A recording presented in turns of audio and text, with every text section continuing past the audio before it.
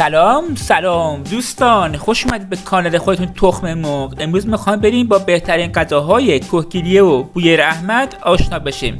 قبل از که بریم لایک و ساب یادتون نره. نان بلیت یا بلوط، پوست بلوط را گرفته و خوش میکنن. پوست نازک اون هم که جفت نام داره میگیرن. جفت مزه بسیار تلخی داره. در داخل پوست کپسول پوست نگه دارن و میخورن یا به صورت جوشانده مصرف بشه. بعد از مصرف تا که گوشت کباب شده نیست میخورن تا از تهوع جلوگیری کنه. گرده ذرتی، آرد ذرت رو خیس میکنن تا کمی ترش بشه. بعد تابه را از روی آتش برمیدارن و به صورت وارونه روی زغال میذارن. پس روی آتش میذارن و سپس تابه را از روی آتش برمیدارن و به صورت وارونه روی زغال میذارن.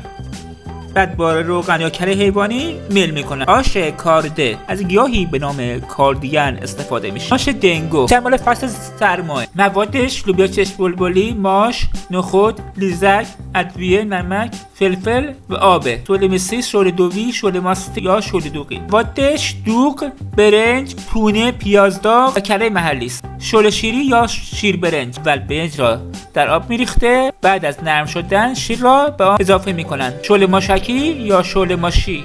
این غذا از برنج و ماست استفاده میشه. در آخر هم پیاز داغ بهش اضافه میکنن. پونه مواد پیاز، ناردانه، بلغور گندم، ادویه، نمک و نمکه. لوی خصوص فصل‌های سرد. مواد اصلی بز یا گوسفندی حامله شده باشه به دست میاد. بعد از پخته شدن به طور جامد گرم میکنن. کله جوشک موادش از دوغ، پیاز، پونه، روغن و ادویه است. آش یا پلو کنگری در مورد فصل بهاره و کنگر 2 برابر برنج باشه. پلو محلی لیزک موادش قارچ، برنج و لیزکه. آبگوشت اینجا داره گوشت فراوان و حبوبات فراوانیه. هم پخت.